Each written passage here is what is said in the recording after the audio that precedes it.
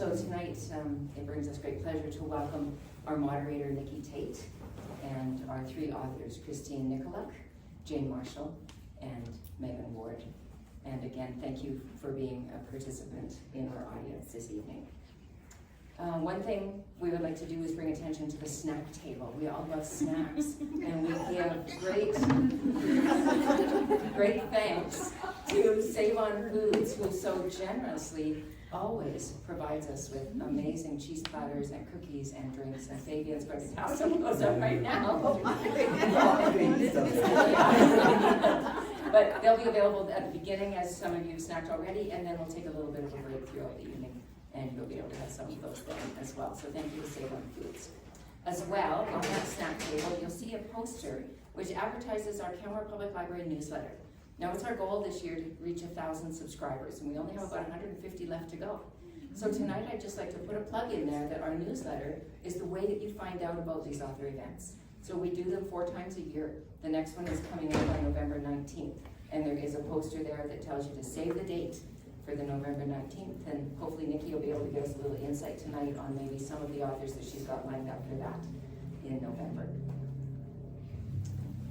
As well, that newsletter tells you everything else for programming that's happening at the library, as well as giving you direct access, immediate access to those lovely activity kits that we put together. This month you are taking an old record album, yes, an actual 33 record album for those of us who know what those are, and placing it at a very low temperature in your oven and creating a really groovy bowl that will be the talk of your next home party that you have. So in order to get those activity kits before they go out to the general public, you have to have the newsletter, or have to be a member of the newsletter to be able to sign up for it.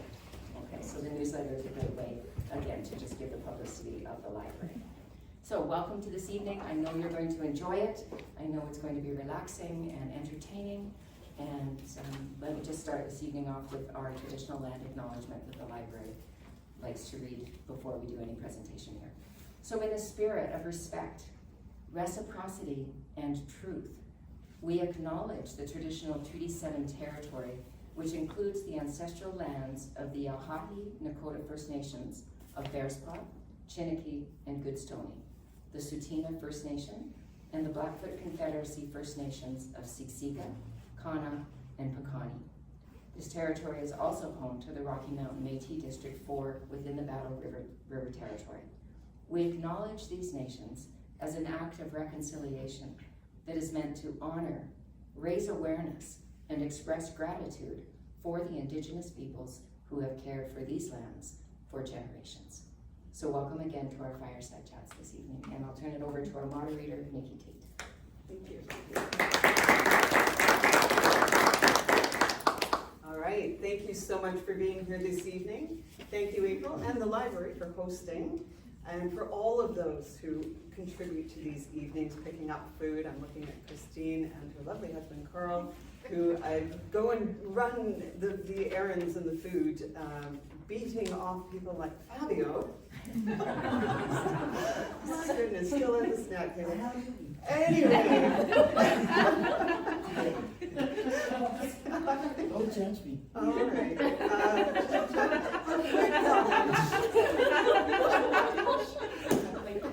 Yes. All right, I'm just going to look away and not acknowledge that over there. All right, a quick comment on how things are going to go this evening. I'm going to introduce each of our authors, who will then provide us with their polished elevator speeches to give us a quick glimpse into what each of their books is about tonight. We will then launch into my interrogation. I have a number of burning questions I need to ask. And then before the evening is through, you will have a chance to ask some questions as well. Try to remember them all the way till the end of the evening. We'll have a short break for those with small bladders and big appetites, so you can go and have a snack. And I do want to point out, so I don't forget, we have a book exchange table as part of these events each time we do them. If you spot something there on the table that catches your eye, please snag it and give it a good home. Next time, bring something else back that you would like to share with other people. We have cafe books here tonight. Thank you for the prompt. Selling books. So please, if you haven't already picked up copies, they're all available at the back table. You can grab them in the break or at the end of the evening. All right, with all of that out of the way, for many of us, the search for peace and contentment is a familiar theme. I have yet to meet someone who is looking for storm-strung angst and all that other horrible stuff. That finds us, but we often will go off in search of finding a good place to land. For some, home and family are what settle us. For others, inner peace can be found through travel and connecting with the land and the people, wherever you may find yourselves. And for some, a search for home may take you to the far side of the world and a place to start again. The three authors this evening all explore these themes in one way or another. We're going to start tonight with Jane Marshall. Over her many-year career as a travel writer, Jane has wandered the planet, always in search of wild, high-altitude, off-the-beaten-track places, and once there, searches for happiness. She's the director and co-founder of the Compassion Project, a Canadian registered charity that offers free healthcare and education in the remote Himalayan valley of Tsu in Nepal. The book Jane is going to speak about this evening is Searching for Happy Valley, a modern quest for Shangri-La. So Jane, give us your elevator pitch. Minutes or less, tell us what it's all about. Thank goodness it was written by my publisher. I didn't have to work on it. So my book, Searching for Happy Valley, it's a global quest to comprehend the meaning of Happy Valley on 3 continents. And how these mountain communities continue to survive in a world that challenges the very notion of happiness. And just as an FYI, that's in Nepal, Morocco, and Alberta. Those are the 3 happy valleys. Very cool, and wow, well under the time limit, I have to say. Great start to the evening. Oh yes, thank you. All right, Meghan is going to be next up. Meghan J. Ward is an outdoor travel and adventure writer based in Banff, Canada, Treaty 7 territory, a fellow of the Royal Canadian Geographical Society, and the author of Lights to Guide Me Home, which is a book we're going to speak about this evening. Meghan has also written several other books, as well as produced content for films, anthologies, blogs, and some of North America's top outdoor fitness and adventure publications. So Meghan, your turn. Sum up your book in a nutshell. I also have a nice handy description on the back of the book, which in this case I wrote. But it is essentially what I usually say from the mic anyways.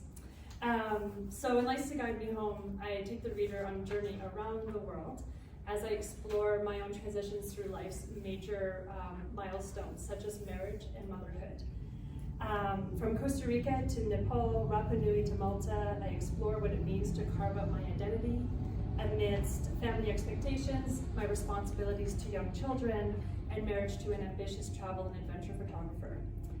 Ultimately, I'm looking to discover who exists beneath all of these entanglements. Perfect, thank you. Christine Nykoluk, before she retired from her work as a rangeland management specialist, Christine wrote a lot of stuff, mostly nonfiction.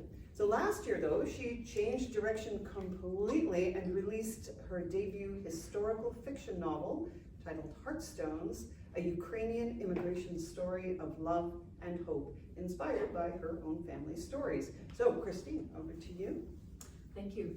Yes, my book is a historical fiction novel about my grandparents' immigration to Canada, a long and convoluted immigration.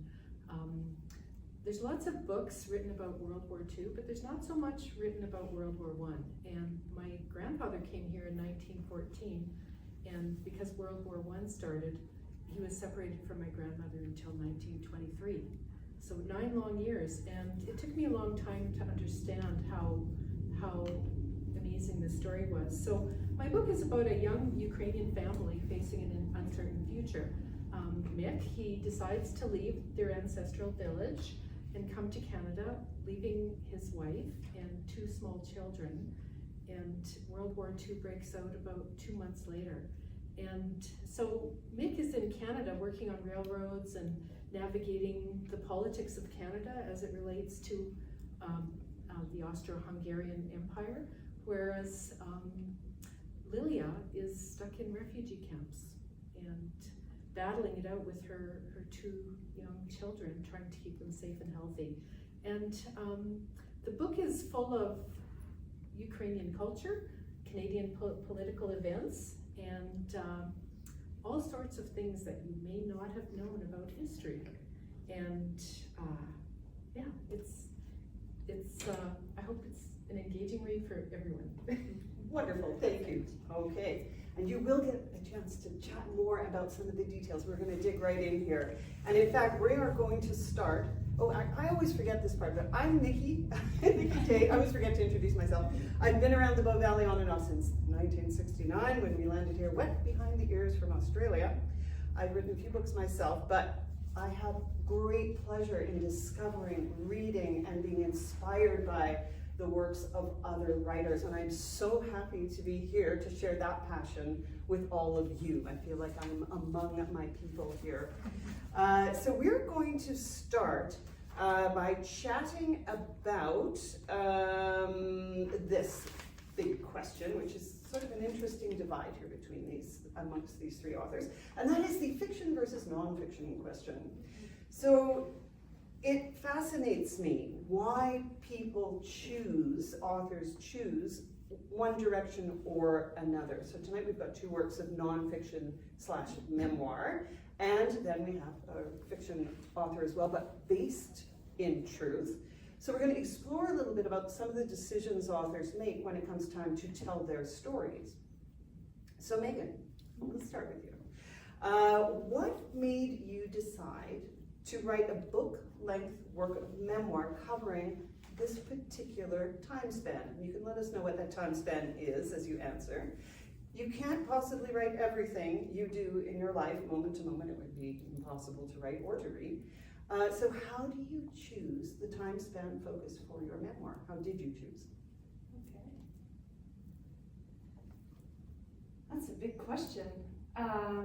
And I think part of the writing process is evolution. So you start with the seed of an idea and you actually don't quite know how you're going to write about it, and it happens on the page. But I am a very structured person. I knew when this opportunity was presented to me to write my story that the story was really about navigating these life transitions and not having models in my life of what that looks like. And when I went to create an outline for the book, I noticed I was picking these moments, these vignettes, these trips that we'd taken with the kids, and that became these milestones along the way. So with every trip, and perhaps you can relate to that feeling when you travel, it creates this whole benchmark moment in your life, this milestone that you look back on. And for me, I noticed how much I was changing over the course of these journeys, and then also what would happen when I came home and had time here. And so the outline became formed by these events or these journeys we'd taken abroad, whether as just a couple or with our kids or even alone. And that became the framework, that became kind of the tapestry that I was creating with the book. It ended up spanning 17 years of my life. So I knew it would start with my journey west when I was 21, but I didn't know when it would end. Mm. And this is a trick writing memoir. You're still alive and still living your life, so maybe you cut it off and say, okay, we'll leave it there for now, and then, there's always volume 2. Mm-hmm. Right. All right, Jane, slightly different question for you. Your book is also memoir, but rather than a particular time period and very chronological, you've linked 3 geographical areas with a common theme. So I'm really curious how you came to that. Did you start out with a plan to write about happy valleys, or did the valleys find you and then they wove themselves into a story? So tell us about that process. I love how you framed that. I had written a previous book, and it was about travels to Tibet and my friendship with a Tibetan Buddhist monk, and that was called Back Over the Mountains. And in that journey, I learned about Happy Valley, which is in soon Nepal in the Himalayas. And I loved this idea of a happy valley, and I always wanted to find out what makes it happy. And so I continued taking trips back to this valley because I fell in love with it, learned more about it, learned that it's studded with treasures that were planted there in the 8th century by a Tibetan yogi who brought Buddhism from India to Tibet, and they're just these unbelievably beautiful stories. The treasures were things like texts that would be revealed at certain times in the future when people were ready to read them, or things like prayer necklaces, all kinds of different things, but really with the intention of finding the ultimate happiness. So that was planted within me, and I thought, wow, what a story. It had never been told in English, and I was encouraged to learn more about it by the different lamas and rinpoches and Buddhist monks and nuns. So I thought, well, that's pretty cool. I definitely need to do that in my life and help tell this story in the ways that are appropriate and meaningful. And then I really wanted to take my children to Nepal, but back then it was like a 7-day journey, no road, really difficult, and my kids were young back then. And so I found this happy valley in Morocco in the Atlas Mountains, and I thought, 2 happy valleys. And then I was telling my grandmother about my happy valley idea. Maybe I should write a book about this one day, Grandma. She's from southern Alberta. And she's like, well, Jane, we have a happy valley in Alberta, and that's where we spread your grandpa's ashes. And I was like, oh, I had no idea that was called Happy Valley as well. So then my grandma and I had to go on a road trip when she was in her 80s. So the valleys it started with the one in Nepal, and then the other valleys really found me. Fascinating, and they're all beautifully described in a book which is full of very poetic language. If you want to add another layer of writing style, there are moments of sheer grace in your writing. It's an absolutely beautiful text, so worth reading just for the lyricism of it. Wow. No, That really. means a lot. Christine, now this is fascinating to me because you began with a true story, with a beginning, a middle, and an end, and yet you chose to fictionalize it. So you had the bones of the facts there. Why didn't you choose to write a book of nonfiction? Why fiction? I wanted to explore the emotions that my grandparents may have felt when they were separated, and 9 years is a long time. And my dad had always told us that they came to Canada because they were working as estate workers they didn't have a hope of having their own farm. So they had compelling reasons to come. I thought history would be a little bit boring. I thought historical fiction would be much more interesting. It would be more interesting to explore my characters' reactions to the things that were going on in Canada and Europe. And I wanted to learn how to create dialogue. So I don't know what my grandparents said to each other, but I could make it up. So I thought that was a much better way to help Canadians understand what went on with Ukrainians during World War I, and many other immigrants as well, because many of my readers have commented that this isn't just a Ukrainian story, it's an immigrant story. And so many people experience the same things. And interestingly, I finished my manuscript a couple of months before the Russians invaded Ukraine. So that really shocked me, and it just seemed kind of weird. So I hope that answers your question. No, it was a good answer. Because absolutely you weren't there, and you can dig into the emotions, the hopes, the fears, and fill in a lot of gaps with fiction, something you cannot do nearly so easily if you're being strictly sticking to the facts. But here's a quick round, super quick. I will have each of you answer agree, disagree, and if you'd like to add a quick comment. Some people actually say that you can best get to the truth through fiction. Agree, disagree, or comment? I would agree. Okay. I don't know. One of my favorite writers, Karen Connolly, she wrote a nonfiction book about traveling in Thailand with Rotary when she was young, and it won her a Governor General's Award, I think. And that she inspired me to start travel writing. Then she wrote about Burma or Myanmar, and that was fiction. And she said something just like that. I haven't written fiction yet, so I don't know. I will keep you posted.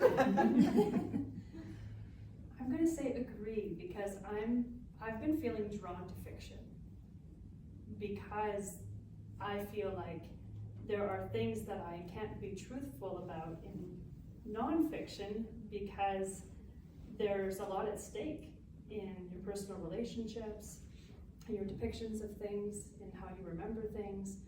But with fiction, you can explore possibilities and I think actually get closer to the truth. Fascinating. Okay, thank you very much for your input on this. And we're going to actually circle back and touch on something you're hinting at in a moment, so stay tuned. Regardless whether you're putting something together, fiction, nonfiction, you have to have it right. And as the way to get there is through research. And research can be done in so many ways, especially today. So online interviews, reading your brains out, watching YouTube till the cows come home, going back through old journals and letters, or lived experience. You go and do something and then write about your experience of that event. So for each of you, what is your favorite type of research and why? And what is your least favorite type of research and why? We'll start at the far end. Oh, jeez. I I know, I was just gonna okay, my favorite types of research and why, and my least favorite types? Yes. I'm a researcher at heart. I'm a historian. I love to dig into archival materials. Just today, I was cycling and hiking a portion of the 1A between Lake Louise and O'Hara. Paul and I were like out on these old roads looking at features. We found an old cistern and this whole system that was bringing water down from the creeks up. Like, I'm boots on the ground, but I'm also like in the history books. I'm in people's letters. I'm requesting documents from the Saskatchewan archives. You know, it doesn't matter what it is. I just love trying to look at the past and make sense of it as we move forward and like can make it, it's like a compass. It's like something that can actually help us move forward. And so I'll do research in any possible way I can get my hands on or my feet into. Least favorite, I don't know if I have an answer to that question. Sounds like you just love research. I do, I just Whatever love form it research. comes in. Okay, that's I fair. really geek out on it too, Yeah. when it comes to like looking at Google Maps and Yeah. you know, All the just things. whatever it might be. Okay. All right. Yeah, all the ways that you mentioned are ways that I researched as well. But I think like my favorite aspect of research for Happy Valley was like face-to-face talks with elders and lamas and nuns and my grandma and whomever I was speaking with, because it gave me, my book, I think the greatest book that gift that my book gave me was meeting the people that I wrote about. I really mean that, because the book gave me a reason to put myself into the situation where I would say, do you mind talking to me for 15 minutes about Blackfoot territory in this region and why you call these places what you do in your language?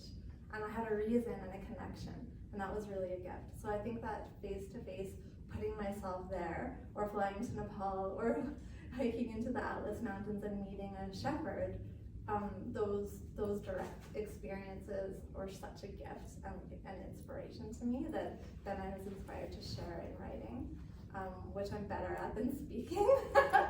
But I'd say my least favorite is probably a phone interview. Once I get going, it's fine, but I'm terrified when I dial the numbers and then start, because there's a gap between the person and like the two people. And so I find that a phone interview is scary at first, which is funny because I was like a writer for the Edmonton Journal and did a lot of like that kind of thing. I had to interview. I did it today briefly, and so like it just terrifies me in the beginning. And once it gets going, it's fine. But that's my least favorite type of research, the phone interview. I tend to perhaps over-research, and this kind of goes back to my work as a scientist. I cast a really wide net, and then I try to get the feel of it, and one of the ways that I incorporated my research into my novel was I have timelines, and they're all written in there, and I tried to get the events right and stuff like that. I found some my favorite type of research is first-person accounts. And some of the most interesting first-person accounts I found were first-person accounts of immigrants on the passenger ships over the Atlantic. That was just a huge gem to me, and it ended up fodder for a lot of scenes in my book. So, and readers also say that, you know, I've never read an account of somebody coming over on a big ship. My least favorite kind of research is reading books that aren't clearly written. I have a 1939 book about the history of Ukraine. It's written by an academic, and it's really hard to read. That bothers me because there's some really old books that are really well written, and you could read them anytime, but some are not. They're very dated. Right. Okay. Thank you. I'll leave the mic with you, and we'll just go in reverse direction. This is a related question. So you obviously all get into your research and digging around. How do you know when to stop? When is enough enough? Enough is enough when you decide that you have to get down to business and get writing. I don't know. I feel like it's never enough, and like I've never done enough research to make sure everything is correct and sound. And so I purposely took my book, gave drafts of it to the people I'd interviewed, and said, "Is this enough? Is this okay?" And then I had them vet it and make sure that I was representing the information in the best way I could. It will never be 100%. I'm sure there's different opinions and views, but I think as much as I possibly could, and then I shared that. And then when it was accepted and I was told, yes, this, like, you got it, then that's when I was like, okay, and then I stopped. This book was only quasi-research based. There is some research in there, there's some historical pieces about the destinations where I'm traveling, but it's really not the point of the book. It was just, it's an interest for me, and I think the pieces I included would be interesting to the reader. But I do a lot of research in the rest of my career, and I agree, it feels like you're never finished. I think what's important is whatever you decide to include, that you know that it's solid, that you've corroborated it, you've fact-checked as much as possible, you've read alternative opinions, you've questioned it, and I think we can perpetuate mistakes if we don't check, because there's been some times I've been writing and I come across errors in other books, and you're like, oh, I could have easily passed on that error. So it's really about knowing that whatever you put out there, that it's solid. Right. Could I Sure. Yeah. I think in terms of historical fiction, if you can enthuse people into doing more research about that history, you've been really successful. And I don't think we have to put everything in. I think it's great to get people curious enough that they will do more. Right. Okay. Let's talk about writing about other people. Yeah, I especially looking at you two down there. Jane and Megan, you both write about your husbands, your children, other close friends, traveling companions, and they are part of your narrative. They're integral to your story. So how do you balance your need to tell your story in an authentic way, in an appropriate context? How do you balance that with their need for privacy and to keep their story their story? Oh, I know. that's Big like question. I know. So we'll start with you, Jane, and then over to Megan. In my first book, I wrote something about my mom that really hurt her. And it was just a sentence, and I didn't know it would, but it did. And we both cried about it, we argued about it, we talked about it, but we did it together. And then I kept the essence of the truth about how I felt about it. The example, it was that she was a single mom, and I had written that after my dad had died when I was young, that the sort of the softer side of her had been lost for many years. That's pretty intimate, and that hurt her. And so I added something like, as she struggled to work, to put my sister and I through university. And then that, still she didn't really want me to keep it in, but we talked about it and agreed. So I think like it is really important to say how you're feeling it, especially in this type of book, or the types of books that I've written or that Meghan's written. But at the same time, the relationships are more important than anything. So I would be willing to take something out. I wouldn't be willing to manipulate it or change it, but I might keep it out. I love writing about my husband and my children, especially like in my current book, my children and husband, I brought them into invited them in and made sure it was okay so that they could come to a sweat lodge ceremony in Piikani Reserve area in southern Alberta. And then I got permission from the elders to write about that experience and to share it. But I specifically really shared about my husband and his experience in the lodge, and my son, who was a teenager at the time, and watching him go through this experience, and my daughter too, who had to call for the door because it was so hot.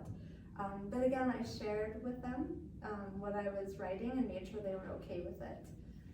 I didn't do that as much in my first book, and I just think you run the risk of hurting someone you love. So it is a fine balance. But I do believe that by sharing it and talking about it, you can find a way to go. It's tricky. Yeah, I got a lot to say on this topic. I think first of all, this is a classic memoir. It's not meant to, let me start that again. It's a classic memoir in that I don't really hold back a lot. I think I still said some very difficult things. I just had to be very diplomatic about how I said them. I think a key thing with memoir is you can only write from your own perspective. You can only describe what you see on someone's face. You can't know their thoughts, you can't know their motivations, you can't know any of that. And you'll fall into some really awful traps if you try to put words in their mouth, or you try to paint them in such a way and make assumptions about how they might be feeling. So you really have to focus it on yourself. With my husband,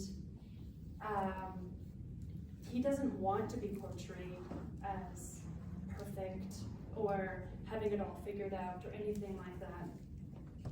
He actually hasn't read the very, very final version of the book, which is interesting. He read it, he's read a full draft, but there were some changes between that draft and the final publication, and I haven't really kind of like put the book in his hands since then, because I think I'm aware that I introduced some conversations that painted a much better picture of our reality. In particular, for instance, so he's an adventure photographer and he does workshops all over the world. He's just about to leave for Scotland and Kenya and Madagascar, like this is his life. But I spend a lot of time solo parenting, and then when he comes home, we have these very challenging couple days / weeks where we're, like I say, it's like we're these two parallel lines trying to finally cross over again. And so he doesn't want to be portrayed as anything perfect, so that's fine. I wasn't too worried about what I would say about him. The hardest storyline in the book was about my parents and being raised in a faith community. I'm a daughter of a Baptist minister who had to tiptoe away from the faith in her 20s, and it was a huge source of shame. It brought shame on the family, I could tell, with the extended family. And it's been a lifetime journey of trying to, my parents have always been so supportive of me, but there's often been this stuff underneath. I had to find a way to write about it. And the subtitle is A Journey Off the Beaten Track in Life, Love, Adventure, and Parenting. And it was actually my brother-in-law who had the idea. I didn't let either of them read the book before it was published. I didn't think that allow me to actually say what I needed to say for myself. And my brother-in-law suggested I take them for dinner. So I had submitted the book. It was about to come out, and he said, take them out somewhere so that you're in a neutral environment. Wow. And so I took them out to Farm and Fire in Banff, and I just said, they were asking me how it was going with the book, and I just said, I just have to tell you that I couldn't write about what it means to take a journey off the beaten track without writing about my faith journey off the beaten track, off the wagon, as they say, wherever I ended up. And, you know, my dad just said, you know, we trust you, we support you. And I think it was all I could really do in that moment, because otherwise I can see me literally removing that entire storyline from the whole book, because you can't just introduce something and then not pursue it with the memoir. You've got to see it through all the way. So it was the first time I exposed that about myself in a public setting, that I was like, I'm out. And that was big. And it was actually, it's a very, very subplot. Like, it's not even the main book. Right. But you're right, it's a very important fundamental piece. It underlies everything else that came later. And so I'm glad you found the strength and the wisdom to include it, because it certainly sets up everything else that comes later. So thank you. That was a beautiful and very comprehensive answer to a very complicated question. For any of you who are considering writing memoir, please do, but proceed with caution. It's a complicated, difficult format to write in, and to pull it off successfully. Hats off to both of you. All right, Chris, you don't get off completely here. I have a different question for you, related. I can't answer that one? No, because you did not write memoir, but you did have a slightly different dilemma, because you took some liberty with your family stories. I know family members have read the book. So how has your family responded? Have you had any pushback? Oh, wait a minute, it didn't happen like that? Or why did you change things in that way? I'm curious about that. My family loves the book. My cousin, who actually knew my grandparents, he said to me, Grandma was a lot more superstitious than you let on. Like, if she was going to church in a wagon and a black cat crossed the road, she would go home. Like, so I said, how much was I short? He says, oh, about 70%. Oh my. Okay. So I guess I just can't imagine. But they want a sequel. They want a sequel, and I don't know if I've got enough in me for that. But my family really struggled through the 1940s, because if you remember, we didn't have health care. There was a lot of health issues. My grandfather died of colon cancer in 1947, and I have to wonder myself, was part of that brought on by 9 years of worrying about his family? And there's also some other mortalities in that family because of lack of health care. And if I did a sequel, it would start to touch on the people who are still alive, and I just don't want to go there. Fair enough. And I know that you have been very active on social media and connecting with members of the wider Ukrainian community. What has the feedback been like from the broader community, not just your immediate family? The feedback from the Ukrainian community has been outstanding. A lot of families immigrated to the Mountain Road district in Manitoba, which is from the same ancestral village as my family. And they're reading the book now. And some people say this reads like nonfiction. And I recently got a contact from a lady in Florida. She has done some DNA and she thinks she's related to us. Oh, And I just got a contact from a lady in Manitoba. She said her grandmother knew my grandparents. And like, wow, like there's connections that from all over the world that I'm getting, and that's probably one of the most gratifying parts of writing the book is all these online people, you know. who I'm connected to in some little way. Right. And one of my most popular blogs has been a list of Ukrainian superstitions. Ah. And hands down, Fascinating. it surprised me. I'm going to go back over to you two with a similarly themed question, well, similar to each other, about to come. Meghan, you write the most about traveling with your children. What have you learned? Practical tips about juggling family, work, writing, photography for Paul, and travel. Any gems of wisdom for the rest of us? I think I should write another book. We've certainly learned the hard way, and I think throughout the book I subtly offer those types of insights as we figured it out, in the field, how we juggle, when he needs to go out and scout or shoot, how we're battling sleep deprivation and actually enjoying ourselves, and it really changes as kids get older, for sure. We've continued traveling with our kids. We take them abroad at least twice a year to really, sometimes very obscure places. We were just in Romania and Bulgaria this year, just really trying to expose them to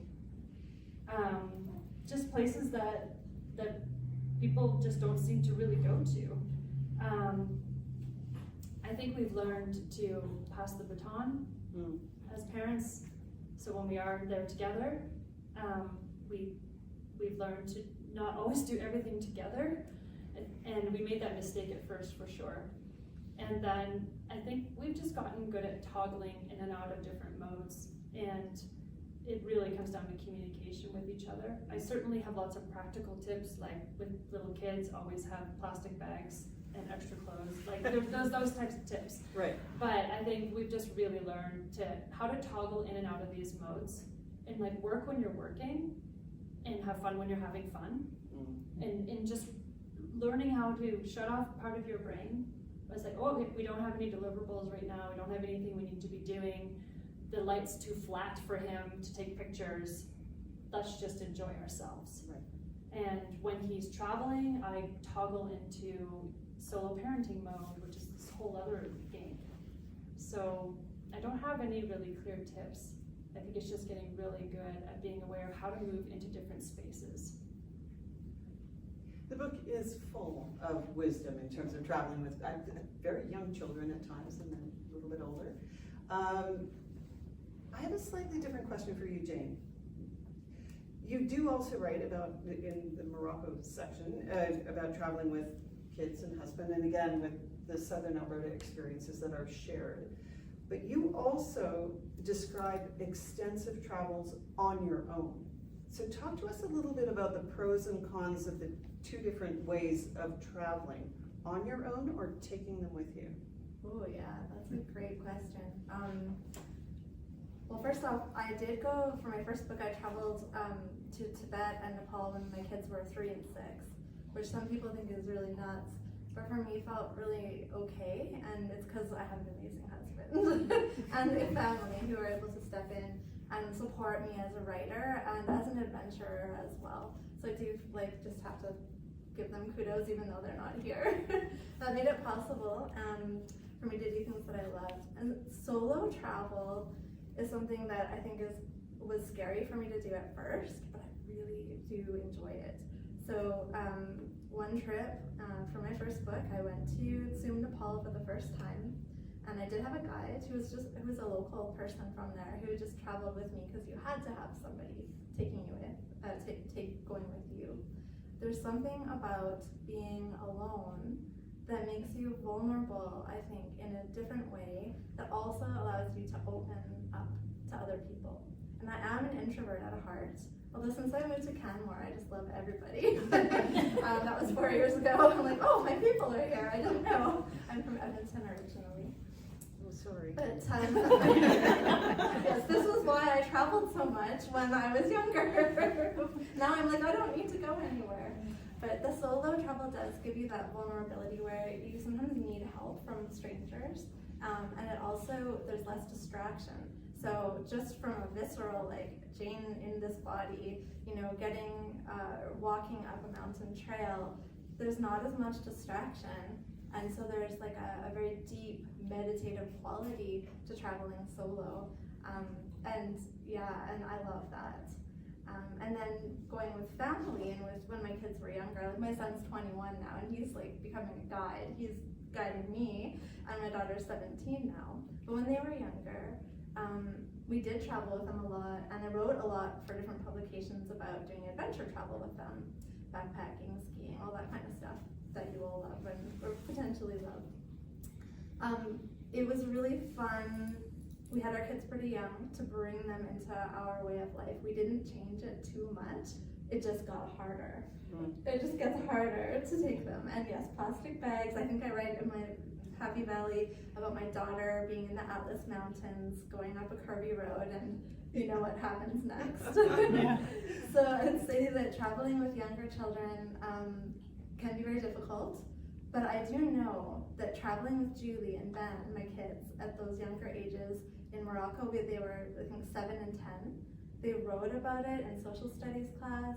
They talked about seeing cows being milked by the village, like in the village. They remembered so many things, and I think it opened up their eyes to a much bigger world than Edmonton. And I think that was good for how I wanted them to see the world. I wrote something like I wanted them to be children of the world. So it's worth the effort in the end. Yeah, I can say. All right, thanks. Yeah. Christina, it's a slightly different question for you. Your book does include a lot of travel across war-torn Europe, in Canada, but it all takes place back in the day. So you had to time travel as well to tell your story. So how do you get the details right when you're traveling for a completely different place and time where you cannot go? Let's see. Newspaper articles helped a lot. That helped me with Sioux Lookout and how they managed the Spanish flu. That was really valuable. And I've been around people who drove horses, so I can make that up. I can use that as travel. Research. Back to the research. Yeah. All right. This next question is going to be a bit of a change of direction. Deep philosophy, just before the break, so that we can all go and muse and chat and snack. Except for you, Fabio, you had your Corvette. But for the rest of us, we're going to have some deep conversations inspired by the question I'm going to ask next, and that is this. It's about special hidden places. We all live in a very special place, and we're lucky to do so. But it is this very beauty and the fact we're butting up against wild places and wilderness that's right there. That's what attracts thousands, millions of visitors to invade this space. So how do we balance the need to preserve wild places with the equal importance of sharing those special places so people can come to appreciate and care about them and protect them? Jane, start with you. Definitely the hardest question that you've asked yet. We'll need a break after it. I Yeah. understand. Yeah. Yeah, I might need therapy too. Yeah, it's a question that I always ask myself, living here, writing about, about these places in my previous jobs as a writer, freelance work, going to Sume especially because I went into an area in this Himalayan valley that was only inhabited by nomads and very difficult to get to, but it was essentially like the heart of this sacred place, the heart of where the treasures were that I was talking about that were planted by the yogi. It was a lot of lore and legend there, but when you go to a place like that, you also carry the responsibility of what happens when you share those stories. I always went at it with the for real promise to myself that if any of the local people or the lamas said, please don't write about this, that I would ditch the entire project. which is a lot. You know, you put, you know, as right, like everyone, it's a lot to write a book and to put years of your life, but I knew I would have to let it go. So that was an important part of being okay with sharing that story about Sum, Nepal, was is it okay with the people who live there and the caretakers, the indigenous caretakers of that valley? Yeah, does that? I wasn't really expecting a definitive answer, because I don't think there is one. I mean, it's a horrible dilemma that we face every day, and it really comes out in your book as you struggle with what to include and what. Do you talk about this secret special place, and what if other people come here now? Does it fundamentally change it, right? So yeah, no, it was. And I still struggle with it, because when I first went to Sum, there wasn't a single guest house. In 2012, there was maybe one down low. It was you could only stay with friends' parents and grandparents, and that was it. It was just homestays.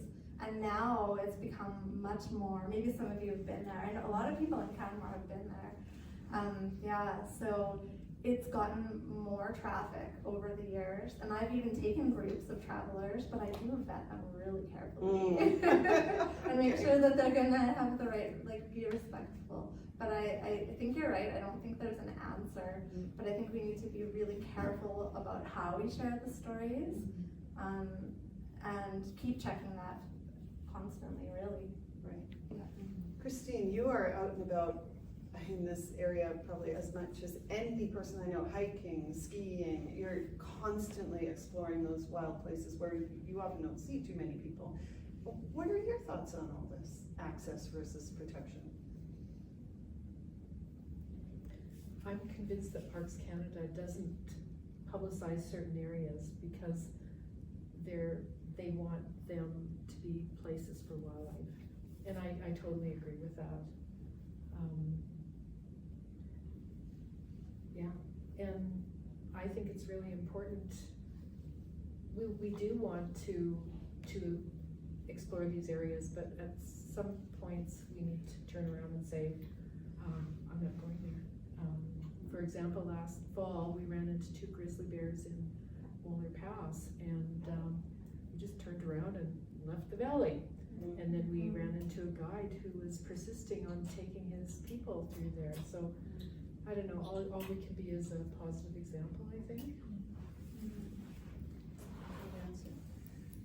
Megan, you've written and visited some very remote areas. Do you hold back anything to protect them? I think it's been a journey for me. I've been a mountain rider now for almost 20 years. And certainly at the beginning of my career, I did a lot of writing for Travel Alberta, and I was writing like those top 10 listicles and all of the stuff before we saw a massive change here. But I've started to turn down work that is asking me to write those pieces. So I'm turning down money because I can't get behind it. And recently I saw, might have been Outside posted, 10 places to put on your bucket list that you've never heard of. And the rest of us are like, oh gosh, why are they pumping out this kind of media? And a journalist posted the piece, praising it, it was a friend of hers who wrote it. Another journalist gets on in the comments, hey, by the way, something that's been included on this list is a hike in like Peter Lougheed Park in Alberta, which is just overrun. Got problems with erosion, too many people. Why is this on this list? And then I couldn't help but like chime in and just say, yeah, and look at what's happening at Ruiz and Moraine Lake, and next is going to be Emerald Lake, and then Bow Lake, and what's happening. And so there are plenty of places you can go around here and not see a soul. Like today I saw 2 people. But I'm starting to make different choices about what I put my name behind. It's a real redirect in some of my writers. We're not sure if we're going to talk about this part tonight, but we don't make a lot of money writing books, and so you write other things. You're like you become a Jane of all trades. You have lots of sources of income. I do speaking. I am a filmmaker. There's all of these other things that I run a photo business, but it's like I'm turning down now gigs that are asking me to disclose these types of places. So, and even in my own life on social media, like Paul and I have made up names of lakes. So we once photographed a lake and just called it like Unicorn Lake. And he has 440,000 people on Instagram, on his followers. So we get like 20 direct messages like, where's this Unicorn Lake in Banff National Park? I can't find Unicorn Lake. And it's like, you kind of play with people a little bit because they want to know the beta. They want to know, but they don't need to have it. Thank you. Great, and to the first part of the evening, I'm going to give you all about a 5-minute break, no more. Please come back promptly because we still need to hear the authors read and your questions and so on. So take a quick break, stretch your legs, go use the washroom, have a snack, buy a book or 3, and I'll see you back here in exactly 5 minutes.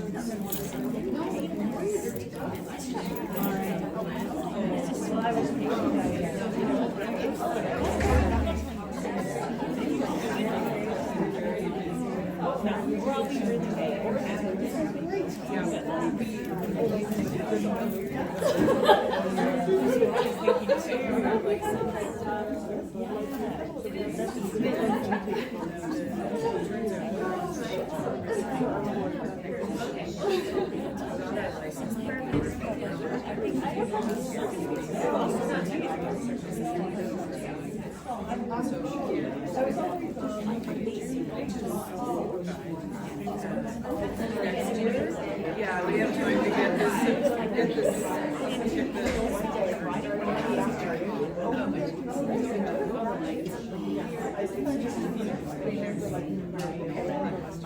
But the winter end of September, like end of September.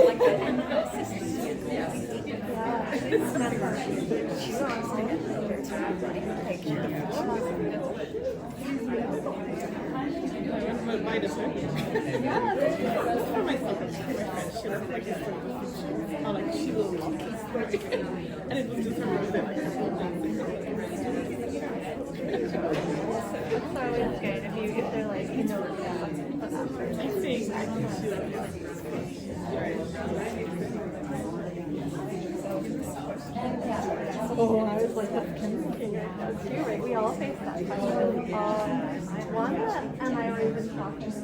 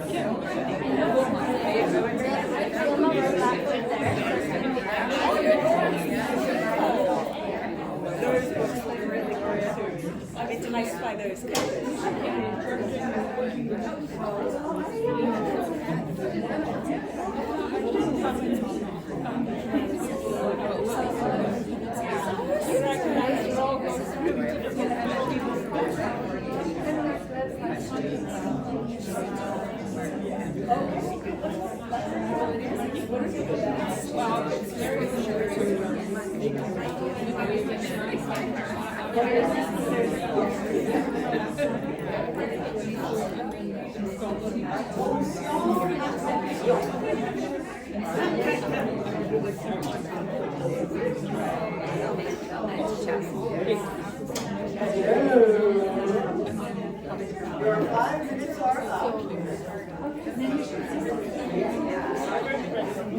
Please return to those stations immediately.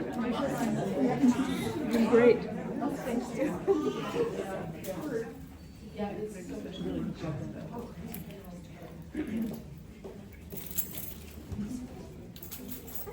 Thank you, Christine.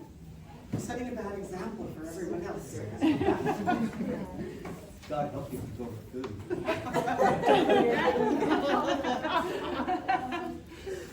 All right, we're going to get rolling here. We will have a few minutes at the very end for some additional chit chat. The library is wonderful for not turfing us out right away. We have our own private entrance there, so we can hang out for a few minutes at the end chatting. All right, we're going to start though by doing some short reading so you get a sense of the writer's style and voice and what these books sound like in your head, but even better from their own voices. So we're going to start with you, Christine, I think. So go ahead, give us a little bit of a reading. Give us a sense of your book. I think I have 9 minutes, don't I? If you could keep it to about half that. Okay. Oh, we're very tight here with, Okay. with 3 of you. Yeah. Okay. I have a shorter one that's maybe a bit more funny. Okay. Do you want to say, while you're digging, do you know I've where got it is it. right away? Oh, yeah. Oh, okay, you're so Oh, yeah. organized. Look at those Post-it notes. Okay, I was going to read a passage from Lilia, but I'll just read this short passage from Mick. He's in Sioux Lookout Rail Camp, and it's June 27th, 1922. I woke up with a throbbing toothache. I'd ignored it for the past week, hoping it would go away on its own, It was so bad I almost couldn't see straight. There was even throbbing in my ear. The sore tooth was one of the big ones at the back of my mouth, and whenever I laid down, the aching got worse. It was unbearably painful. I rested for a short while by propping my shoulders up on pillows so I wouldn't be lying flat, but the pain got worse. We'd have to go for breakfast in a few minutes. Maybor came over to my bunk and took one look at me. Some fresh cow manure pressed against your cheek would fix that. I glared at him. Obviously there were no cows in camp or anywhere else near us. Tito got the cook to heat up a cup of grain in some muslin to put on my sore cheek. That helped for a while, but then the pain came back with a vengeance. Roman brought me some salted water to rinse my mouth out with, and Maxim brought me some home brew to ease the pain. That helped. Hey Mick, if you drink more, we can make that pain really go away, Maxim chuckled, enjoying his own joke. Yurko got me to open my mouth wide so he could take a better look. That's gotta come out, Mick. It doesn't look good in there. I can pull it out for you if you like. By that time, I was ready to do anything to part company with that throbbing tooth. I nodded. Yurko gave me more of the precious homebrew until I started to slur, and then someone else, I couldn't tell who it was, got a very large pail of cold water to pour on my head just before the tooth would be pulled. I thought I heard Yurko tell the others it would prevent me from fainting. Ha! I don't remember anything else. When I came around, the pain in my mouth was gone, along with my tooth. That's how we used to do it. I had never heard the bit with the cold water over the head, but it's like, oh, jeez. Yes, life in the rail camp. All right, we will have Meghan go next, if you don't mind. Sure. This is exactly 5 minutes. Perfect, okay, go for it.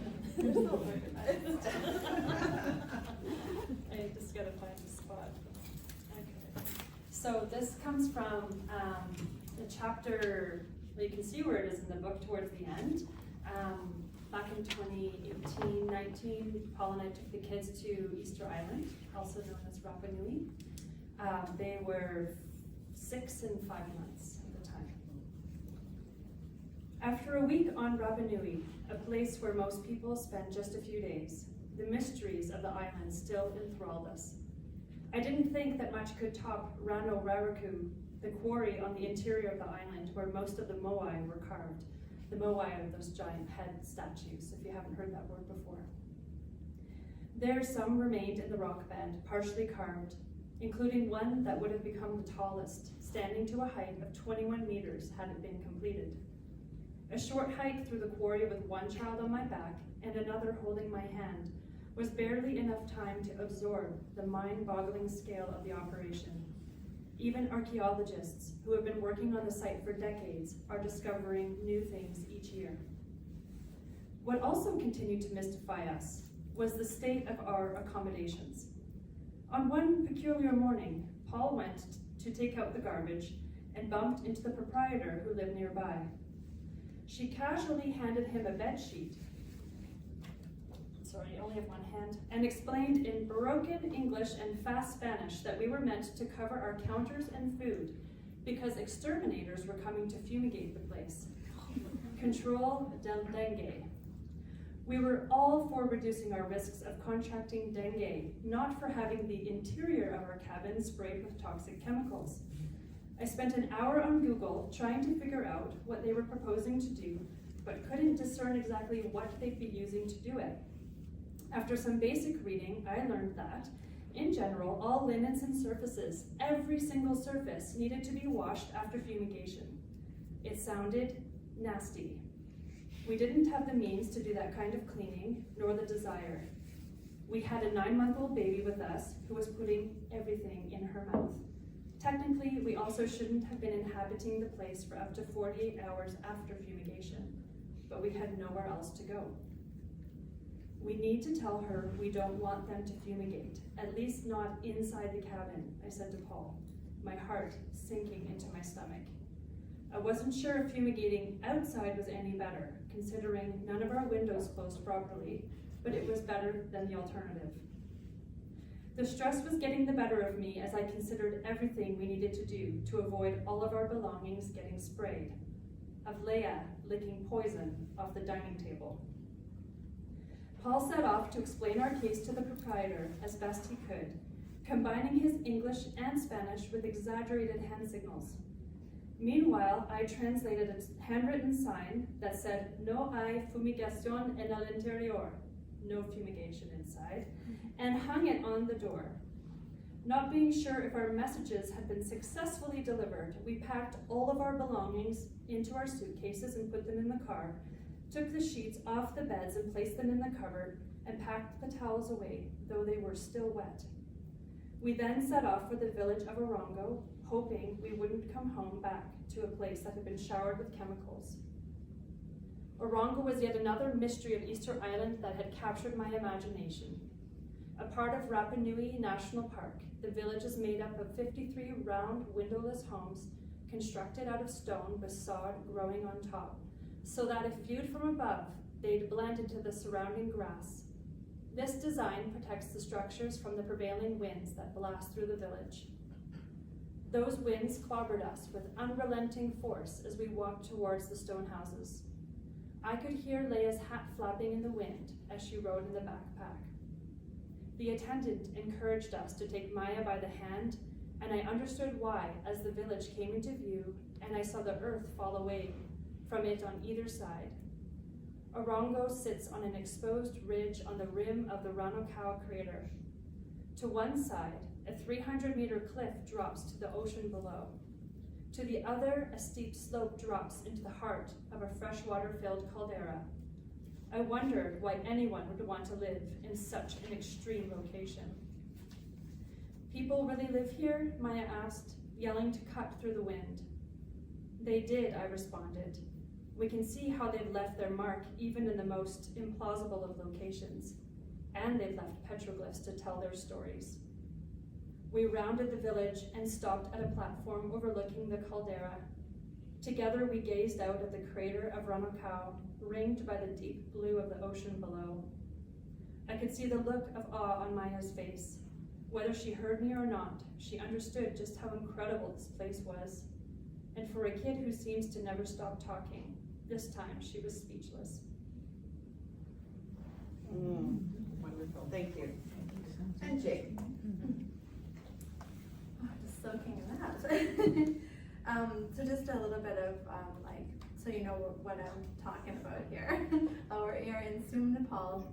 I'm traveling with my friend Tenzin, who's also a guide, 2 porters, and my friend Annie Pema, who's a Tibetan Buddhist nun. And I mentioned that hidden treasure. Well, we're just getting close to the heart of this secret hidden valley and the mountain that marks the center of the lotus flower, or the center of this hidden area. I think that's probably all. Oh, and the one other thing I wanted to quickly add was that one of the unique things that ties all 3 valleys together in their happiness is the, I love this word, anthropomorphization of the land, meaning human names for the land. So like body parts, or naming a mountain after a Buddha or a deity, or as in our case in southern Alberta, after Napi. Many body parts of Napi are in southern Alberta in our mountains and across. So anyways, we're coming to one of these anthropomorphized places called Senge Dongpa Chen, which is Tibetan language. I think that prefaces it. All right, so this is September 22nd, 2019. At Senge Dongpa Chen, the lion-faced rock. Time stretches out, long and quiet. There's no mental distraction. We're intense. We've been in the mountains for a long time on this expedition. I don't even have a book for leisure reading. My mind is vacant and poised, immediate and responsive. Any sense of urgency uncoils, and I let myself continue to dive into a space where time holds less power. Cloud rises up the valley, reaches our elevation, then releases rain. I head to the tent. I take rest until I notice that the rain has stopped. It's late afternoon, and Senge Dongpa Chen begins to sing to me. It's time to climb the ridge to meet the female Buddha housed in the rock, so the legend goes, who protects this place. It wouldn't take much to believe that she could throw down rocks from her seat of feminine power at the skyline, knocking out anyone with bad intentions. And that's why I thought, if travelers who are naughty come, she'll just take care of them. Pulling out the Cumulin Place Guide, so this is like a guidebook from the 8th century that tells you like where to go and how to find these treasures, and it was shared with me. So we pulled this out. I prepare myself reading again about Senge Dongpachen. This is from the guidebook. There's one rock that looks like a lion's head. Stay there and pray to Senge Dongpachen. Don't be scared or frightened. Act confidently. In the west, there's a place that sometimes looks like a lake, sometimes like snow, or like mist. Until you see this place, rely on your awareness and pray to Guru Rinpoche, who hid all those treasures. The rock looks like a lion's head. Remain there and pray to Senge Dongpachen, who owns this place. Thus, especially make prayers to her. So these were the kinds of instructions we were following. Annie Pema, my nun friend, and I decide to hike the 470-meter elevation gain together, just the two of us. Tenzin has left his rain pants in the yak house, and Annie Pema sneakily takes them. She laughs as she steps into the legs, making a waterproof layer over her 2 sets of thermal long johns. She hikes up her robe and stuffs it under her jacket, and shows off her new look to me. The grass thins to reveal an almost ocean-like ecosystem. We walk upon a rock garden that blooms with color, mimicking a coral reef. We climb higher and higher. I look up to the skyline and see the rock standing tall against the erosion that's taken place around her, proud against the scree rubble. There's a great gap in the rock, and partway up this gap, a massive boulder has been trapped in mid-air. Sky seeps through the openings below and above it, but it just sits suspended in the middle as it has for untold years. Annie Pema and I trace our way up the rock garden until we crest the pass at 4,743 meters. My breath pulsates and my body throbs with delight, so alive in the upper atmosphere. Translations of this place guide read, a translation reads, after that, when you have proceeded to walk, climbed up and crossed the meadows and pasture lands, and have ascended the rocky mountain pass, you will access the threshold, and you will arrive at the top of a mountain pass. A singular rock resembling a lion face is present there. In that place of the mountain slope, the female sky dancers gather and assemble in front of, to worship and pray in the presence of the lion-faced Senge Dongpachen. And now here we are, Annie Pema and I. We've arrived. Our hiking boots touch the thin and bony threshold where land falls away on both sides. The place where Senge Dongpachen rock refuses to give way and reaches up instead. Some of the treasure texts were revealed at this very location and are still believed to be held within Senge Dongpachen's stony protection. There are instructions in the guidebook to behave well, to treat the earth with respect, to honor the local people and spirit protectors, to watch your own mind, and to pray to experience a non-dual mental state called emptiness. Clouds move in and enclose the view, smudging out the great peaks beyond, making the moment contain only Senge Dongpachen, Annie Pema, and me. The rest of the world has been temporarily swallowed. This is feminine ground, and I am here with my Tsum sister. She makes an O with her lips and pretends to blow away the cloud. We really wanted a view of the big Himalayas. She spots a rare flower, royal blue in color, and vibrant like paint pigment. One of the delicate petals has fallen off, so she takes it and places it on her forehead as a blessing, tucking it under her pink plaid headscarf, because nuns have shaved heads, so she was cold. Senge blessing. She prays in the mist, and I place a Blackfoot offering from Alberta among the weathered geography. Just over the Tibet border, to the north, The indigenous Tibetan people face present tense genocide, yet somehow in this deep and hidden valley, the paradise remains. At this threshold of stone and sky and cloud, I pray for healing for indigenous communities that have faced similar violence. After a time, Annie Pema says, let's go around. We retreat a little, then walk the length of Sangedong-Pachan Rock Ridge northward.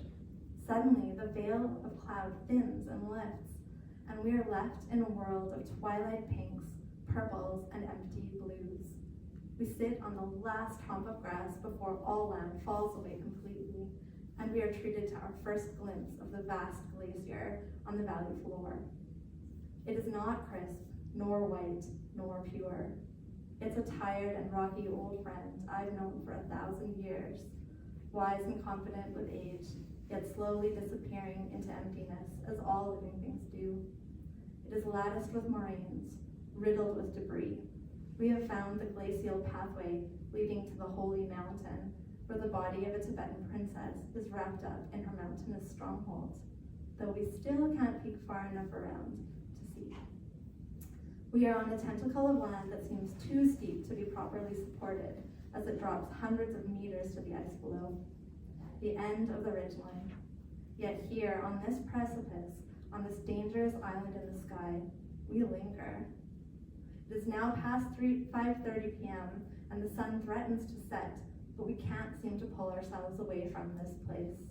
An extra photo, some footage, giggles, and awareness that Annie Pema and I are having a stupendous amount of fun. Sometimes when themes are deemed to be extremely sacred, they can become puckered with piousness and too many rules. But here, none of that is present. We are pure and lawless. We are women standing strong in the wild, rosy-cheeked and shining. We have not bowed down, but rather we have climbed up, and it feels so very free. Lovely, thank you. Okay, I've got the clock here. So I'm gonna skip ahead, ask one more question, and then have questions from the audience here. So my final question for you all is this: what would you change about your book? Is there anything you wish you could have added or wish you had left out?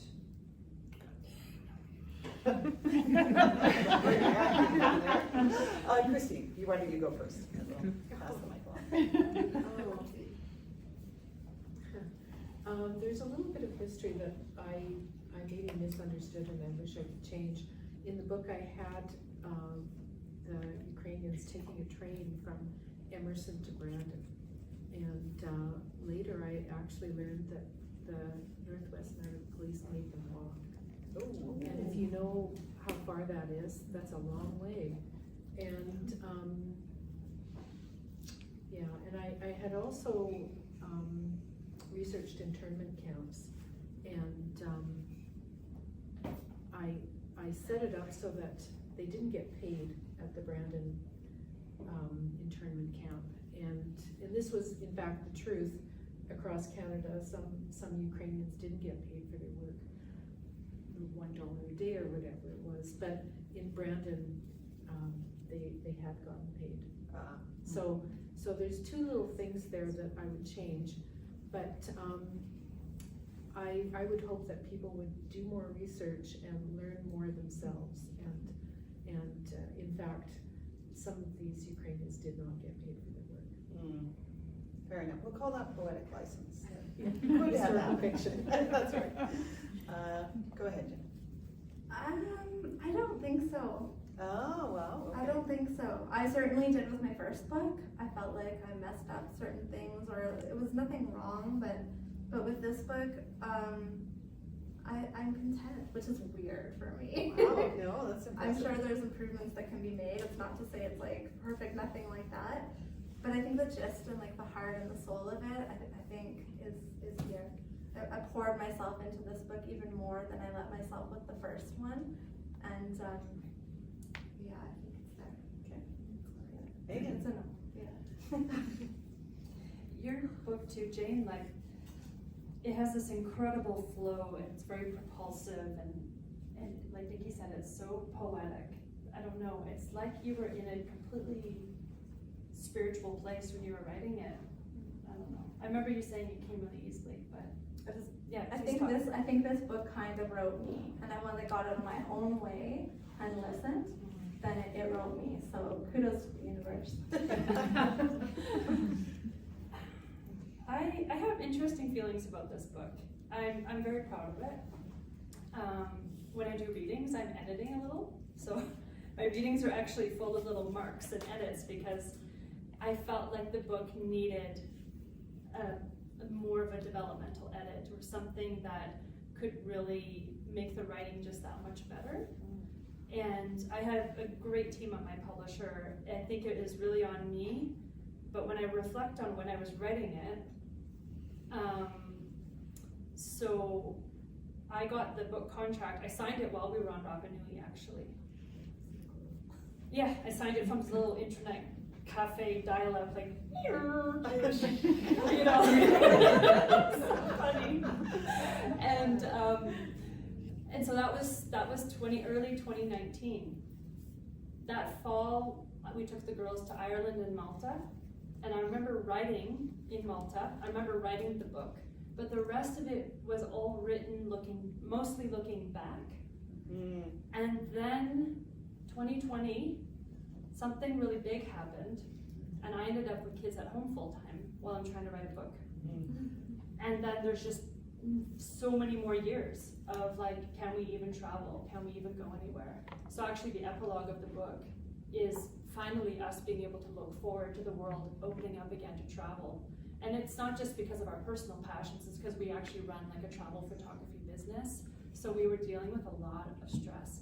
So these are the conditions under which I wrote this book. So I have to be very forgiving.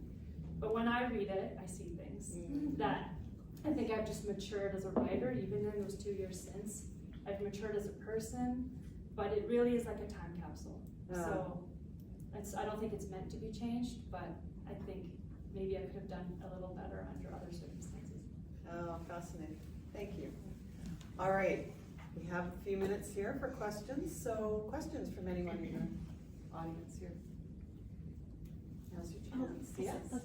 I don't really have questions so much as I just want to thank you so much for the inspiration. I've been to Nepal several times. I've traveled in Tibet. I've lived in Bhutan. I've been all over the place. And I've been wanting and itching to start writing about my journeys and other things before the journey, which caused me to actually go on these journeys. And so I just want to say thank you, ladies. It's been really lovely being here. We look forward to being your question and answer in the future then. Yes. Thank you. Other questions? Yeah. Did they end up fumigating your house?